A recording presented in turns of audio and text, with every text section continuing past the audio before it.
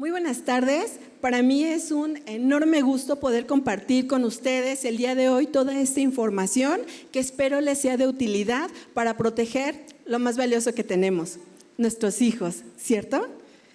Bueno, es importante cuando nosotros nos enfrentamos a ciertas cosas como los cambios, ¿cierto? Constantemente tenemos cambios en nuestra vida, desde el momento de nuestras etapas propias de desarrollo, ¿no? Como adultos, en nuestra familia, en la cultura, en el trabajo, en todos esos cambios que estamos viendo a nuestro alrededor en los valores, ¿cierto? Y todo esto queda enmarcado en los cambios también de la ciencia aplicados a la tecnología en cuanto a la comunicación, la búsqueda de la información u obtención de la información y el entretenimiento. Porque estos tres aspectos son importantes en nuestra vida, porque definitivamente moldean la forma en la que vemos la realidad y también modifica la forma en la que nos relacionamos, ¿cierto? Y quiero preguntarles, levanten la mano quién trae su celular, quién tiene celular. Ok, la verdad es que todos, porque creo que si vemos alrededor ya lo decimos, ¿no? El tener un celular ya no es un lujo, es una necesidad, ¿cierto? Porque tiene muchas aplicaciones, pero también si somos honestos como adultos, llegamos a quedarnos un poco atrapados en ese entretenimiento, cuando a lo mejor empezamos a ver un capítulo de una serie y decimos, vamos, aprovechamos el fin de semana y a lo mejor la terminamos toda. Cuando buscamos información y no nos damos la oportunidad de filtrarla. Cuando descargamos a lo mejor aplicaciones y no revisamos los permisos conscientemente que le concedemos, ¿cierto? Y esto es un tanto comprensible, porque detrás de estas aplicaciones hay toda una ingeniería que trabaja para podernos tener atentas a ellas. Analiza, clasifica tus gustos, la edad, para poder lanzarte lo mejor que tienen. Así bien, más que interesados, podría decir adictos. Sé que es una palabra fuerte, pero tiene que ver con dos aspectos. Uno, con la dopamina. La dopamina es la hormona que genera mucho bienestar, que genera placer. Y cuando estamos expuestos a tantas imágenes, videos graciosos, cosas que nos pueden parecer interesantes, y vamos deslizando, eso genera esa dopamina, ese bienestar, de una manera muy rápida. Y eso pensando solo en contenidos que obviamente pues no tienen, a lo mejor que no podrían ser de otro tipo, ¿cierto? Sin embargo, esta descarga inmediata de dopamina, a la larga, el cerebro lo puede considerar como un error y entonces la retrae. Y ese bienestar que sentíamos ya no lo experimentamos, por lo que entonces requerimos pasar todavía más tiempo viendo ciertos contenidos o estando en ciertas plataformas. ¿Sí me escucho bien? ¿Sí? Gracias. Sí, de repente, no sé. Gracias. Ok, entonces, y el otro aspecto tiene que ver con el algoritmo. Por supuesto, cada que tú le das like, por supuesto, cada que tú te detienes a ver un contenido completo, queda registrado como parte de tus gustos preferentes. Así que cada que deslizas, lo que vas a encontrar son cosas que te interesan, cosas que son agradables,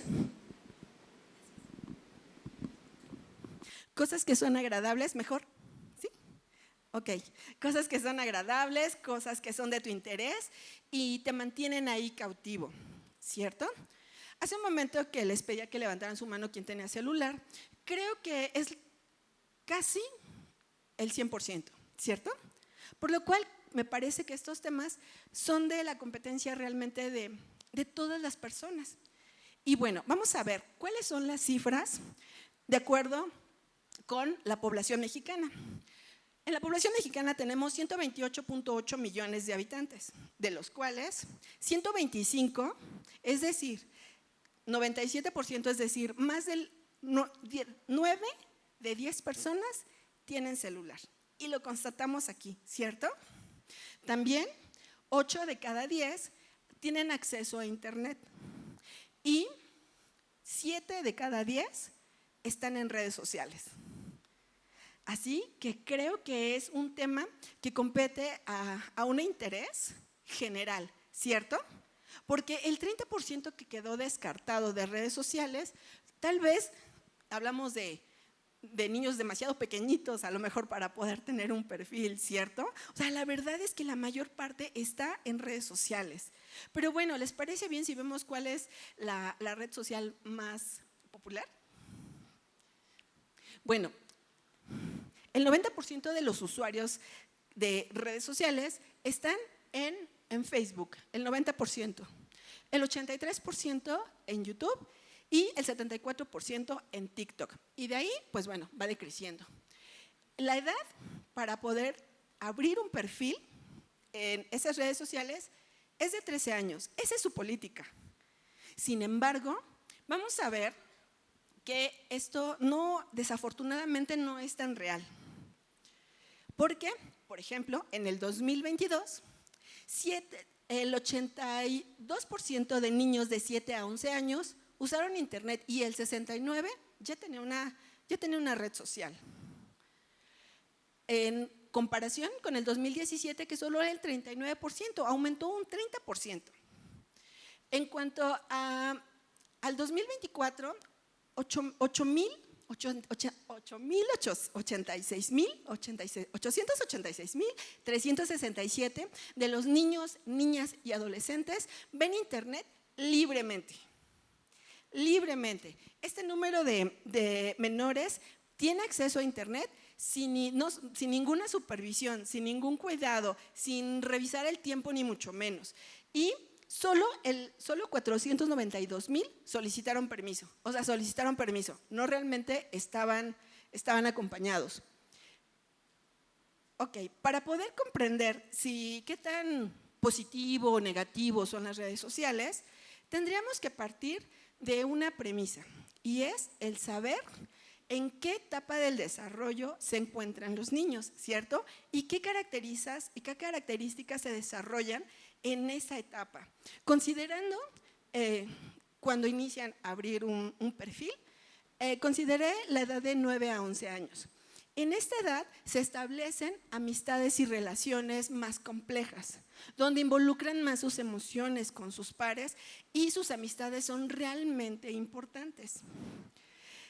También empiezan a sentir la presión de sus pares, es decir, ya empiezan a cuestionarse qué tan hábiles son, qué tan atractivos son e incluso pueden llegar a comparar su estatus. También son más conscientes de su cuerpo a medida que se acercan en la pubertad, por lo cual en esta etapa, si no acompañamos a estos niños, pueden empezar a desarrollar algún tipo de trastorno alimenticio. También se enfrentan a mayores retos académicos y eso no está mal, por supuesto, porque en un instituto como JOCMA, por supuesto que les retan con diferentes actividades, ¿no? Y también es probable que como padres, aparte, les asignemos algunas actividades para poder mejorar su rendimiento, ¿cierto? Y que aprendan nuevas habilidades, lo cual, ¿tienen la capacidad? Sí, definitivamente sí, porque en esta edad es cuando tienen mayor actividad neuronal. ¿Qué tan agotados pueden estar? Yo creo que eso sí, cada uno de ustedes puede ir midiendo cómo se va sintiendo su hijo, ¿no? Ante todas estas actividades. Sin embargo, se empiezan a enfrentar a mayores retos académicos. También se vuelven más independientes de la familia. Empiezan a desligarse un poco y a tomar sus decisiones, lo cual está bien porque van a comenzar a formar su autonomía. Y es un proceso natural. Yo sé que siempre nos encantaría que estén pequeños y pegados a nosotros, sin embargo es un proceso natural que se vayan despegando para formar una identidad única.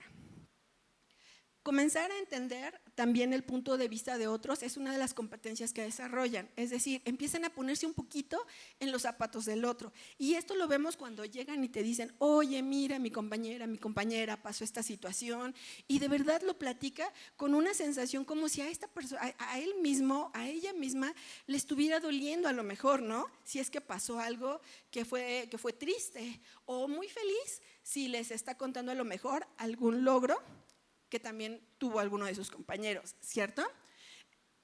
Aumenta su capacidad de atención.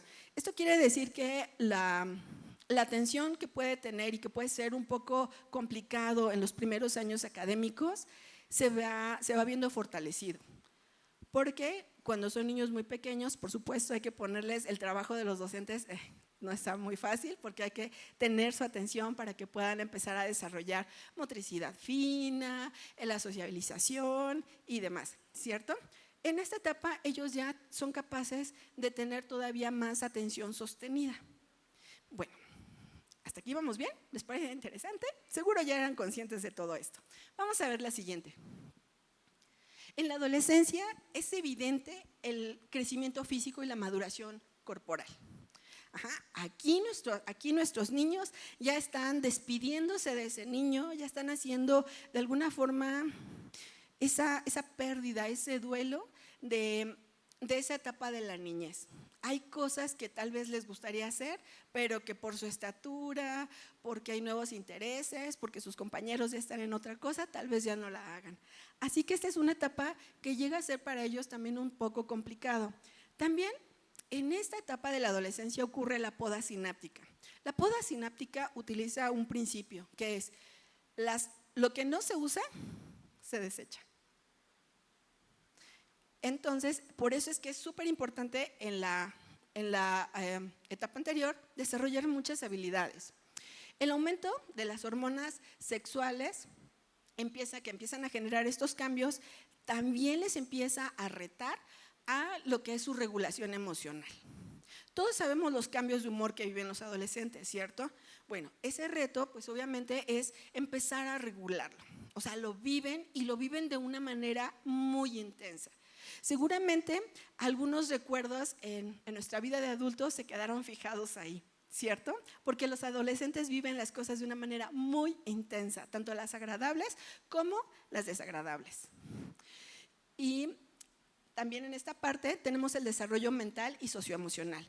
Esto quiere decir que empiezan a adquirir todavía más habilidades analíticas, mucho más habilidades de organización, pero también la habilidad de relacionarse con otros. Esto es fundamental, porque nuestras habilidades cognitivas, súper necesarias, pero las habilidades sociales son las que pueden generarle un bienestar y regulación o pueden generar un conflicto en un futuro para realizar algunas actividades. ¿Sale? ¿A quién le encanta que sus hijos se diviertan y tengan amigos? Seguramente a todos, ¿cierto? En contraste con niños que les cuesta mucho trabajo poderse comunicar y disfrutar ese tiempo con otros. Ahora sí, teniendo claras al menos las funciones más importantes o las características más importantes de estas etapas del desarrollo, entonces sí podríamos ver cuáles son esos daños, riesgos que pueden experimentar nuestros niños y nuestros adolescentes si usan constantemente y por un tiempo muy prolongado redes sociales. El uso constante de redes sociales afecta a los procesos cognitivos, a la capacidad de memoria, de atención, a valorar el conocimiento y a los procesos de sociabilización. Conforme va pasando el tiempo, nosotros dejamos de utilizar ciertas habilidades o ciertos conocimientos, ¿cierto? Si, por ejemplo, tú eres chef, tal vez ya no usas ciertas áreas matemáticas, ¿cierto? Y entonces se desechan, se descartan. Y eso es algo normal, pero va siendo algo que llaman como un envejecimiento cognitivo.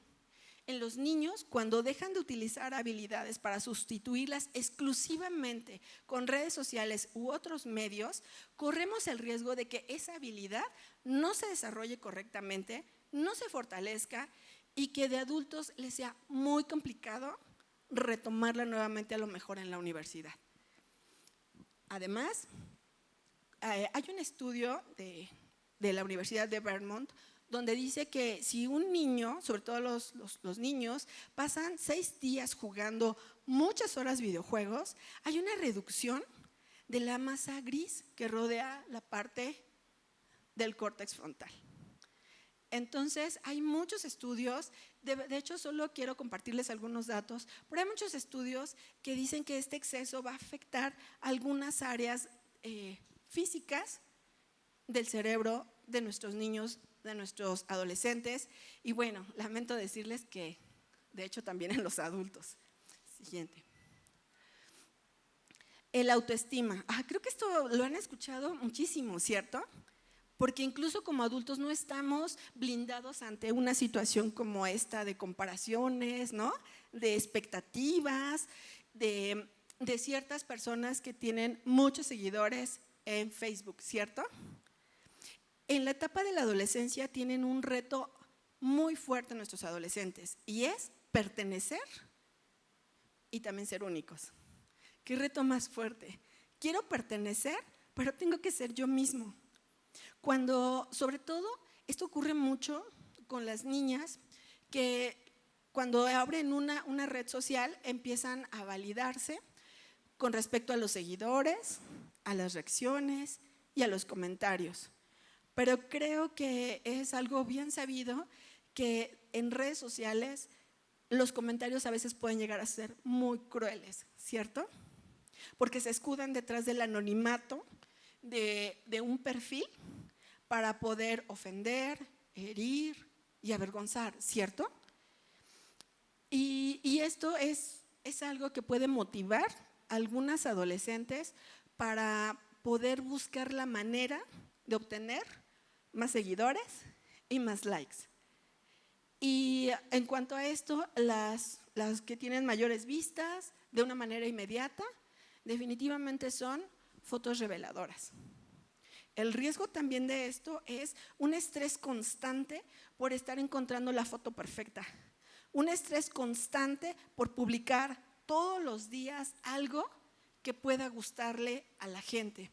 Y si se dan cuenta, entonces la función de todo lo que hago tiene que ver con la aceptación de otra persona que tiene cero interés en desarrollar una autoestima sana, considerando la autoestima como la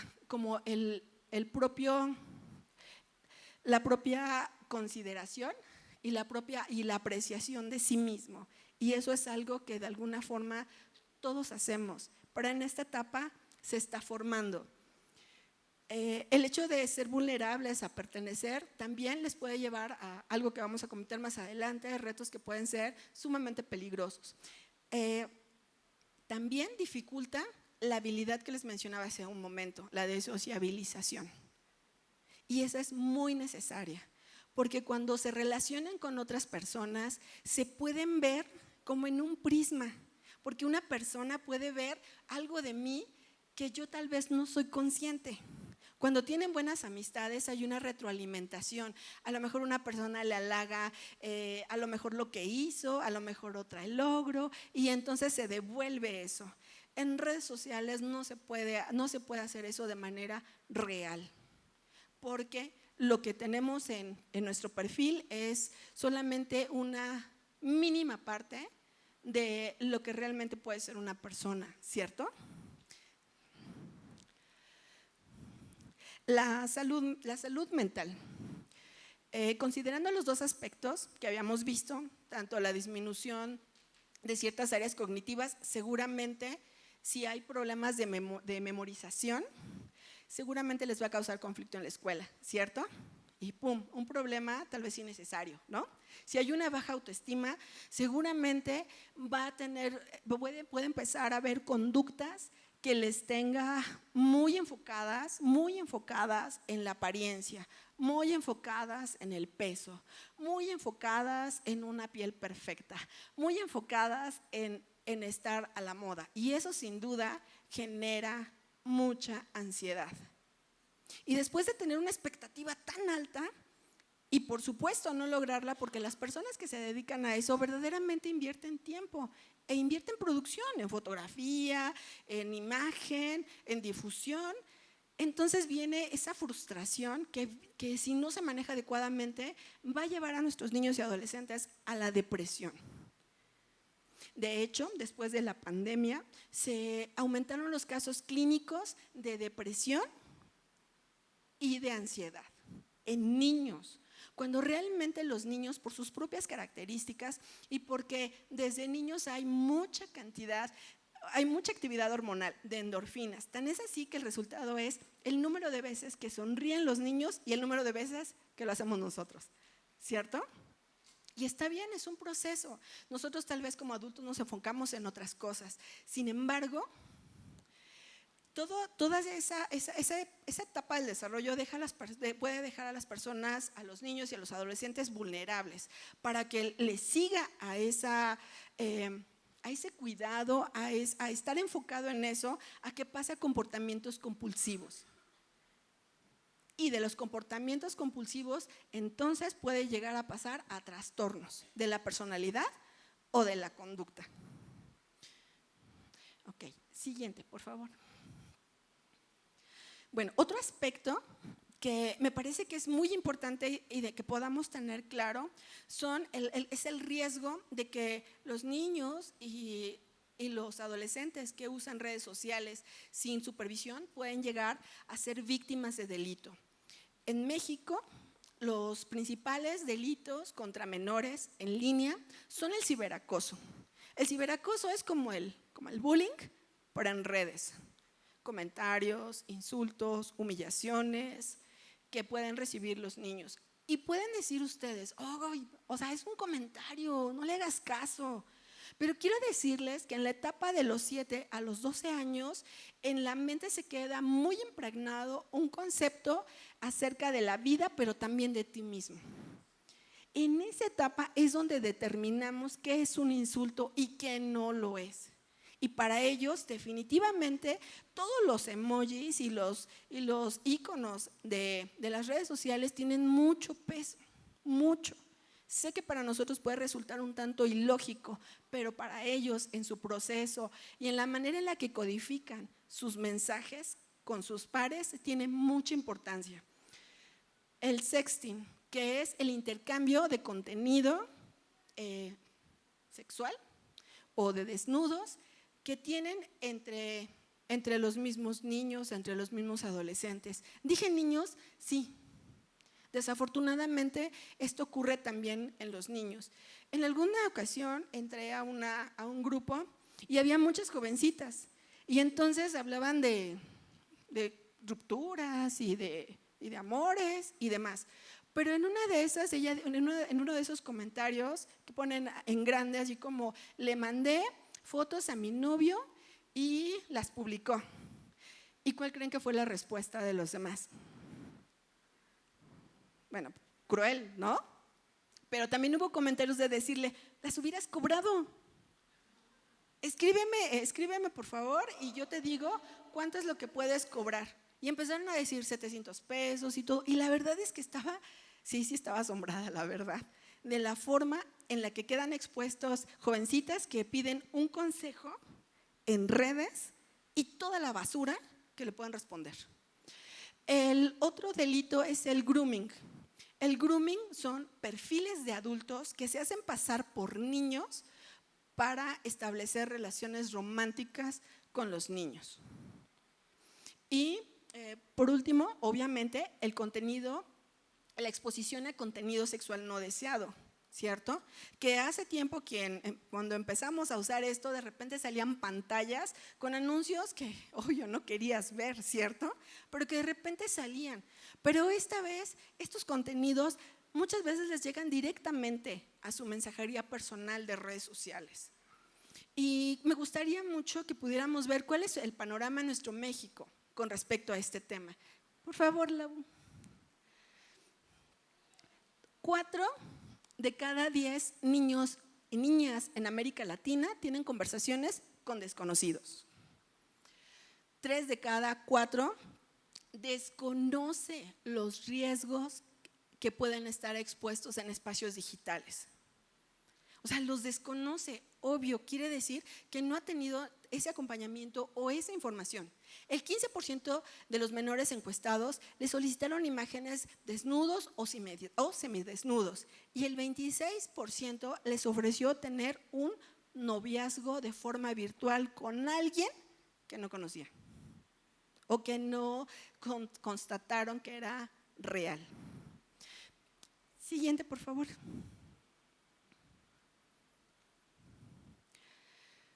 En México, los delitos más comunes denunciados contra niños y adolescentes son la pornografía infantil y la pedofilia.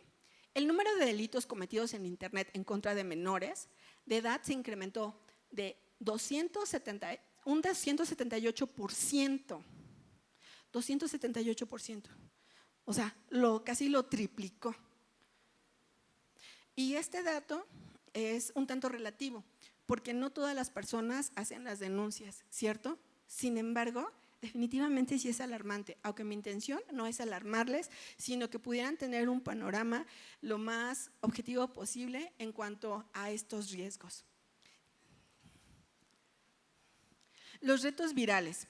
Si bien es cierto que puede motivarle a un menor a exponer su cuerpo, ¿no?, a exponer su vida para poder lograr más likes, esto es sumamente riesgoso. Solo coloqué algunos, pero la verdad es que hablando de cambios y a veces cómo estos cambios nos sobrepasan, esto ocurre en redes sociales. Por ejemplo, está el reto de 48 horas.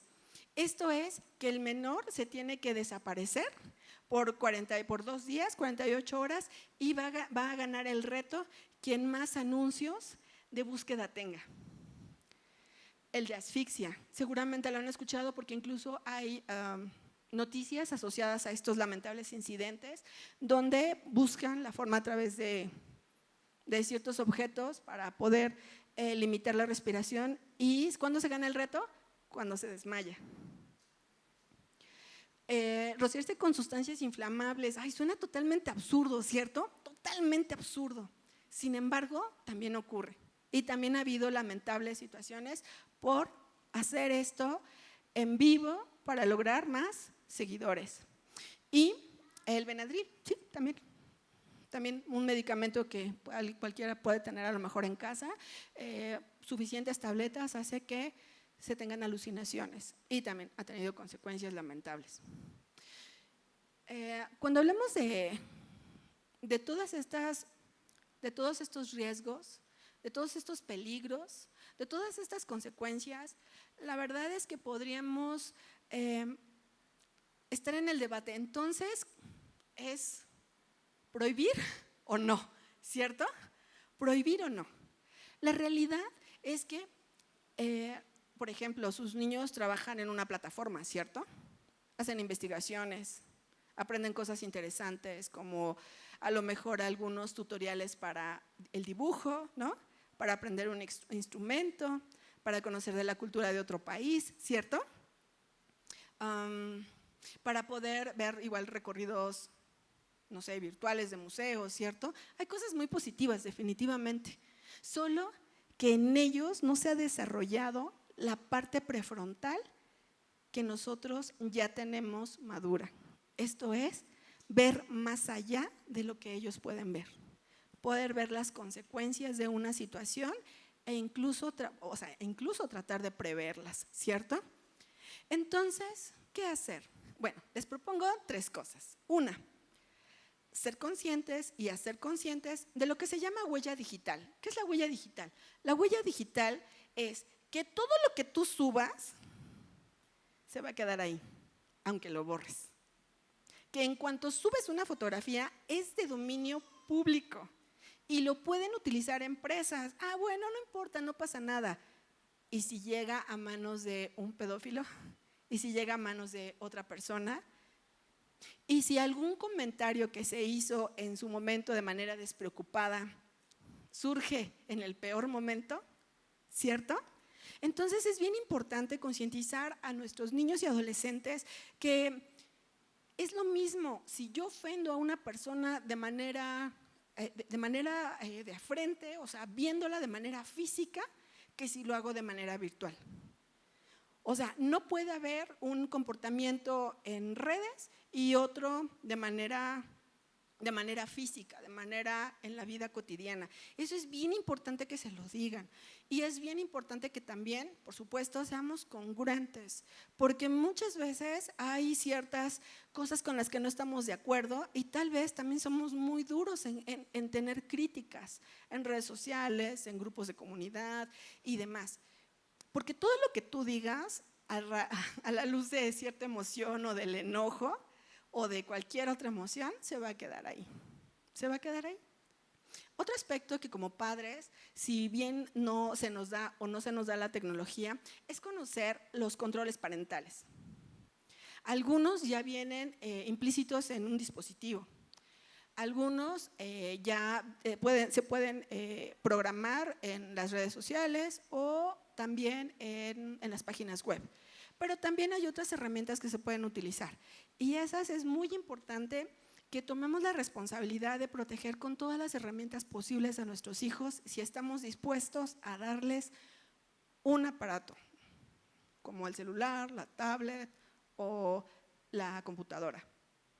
Pero lo más importante de estas tres cosas es el acompañamiento, es el estar presente a la hora de las búsquedas, es poder saber qué es lo que está buscando para poder de primera mano que podamos constatar que la información que él está tomando como buena la filtremos, porque no todo lo que está en internet, no todo lo que está en blogs, no todo lo que responde de manera inmediata a la IA es correcta. De hecho, la leyenda al final dice, puede haber errores, no lo demos por hecho. Ahora, ¿cuándo darles el celular? Esa es una respuesta que cada papá tiene, porque también hay otro factor. Si sabemos cuáles las características que son un tanto adictivas, entonces tenemos que preguntarnos, ¿qué tan dispuesto está nuestro adolescente para poder seguir las reglas? ¿Qué tanto se ajusta a los límites que les ponemos, cierto? ¿Y qué tanto realmente lo vemos con esa necesidad? Definitivamente creo que pues los niños no, porque pues vimos que antes de 13 años no deberían de abrir un perfil, ¿cierto?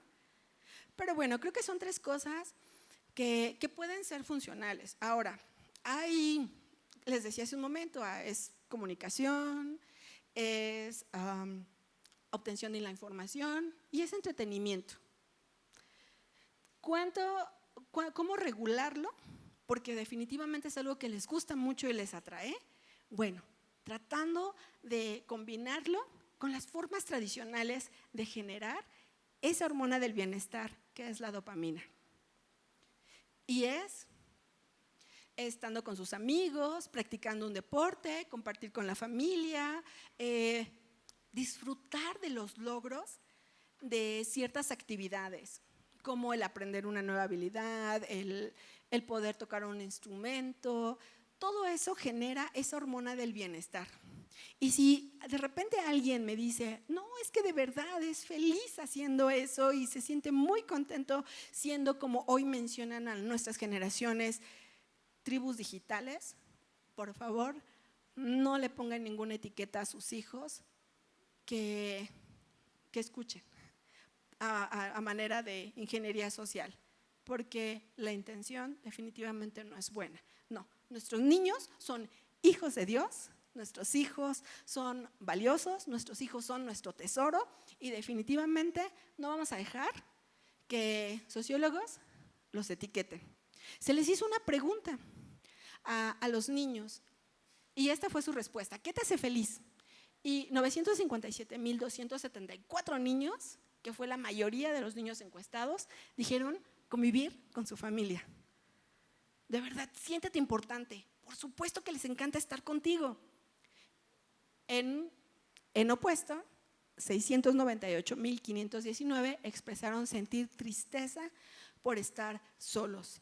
Y solos no es exclusivamente que no hay nadie en casa.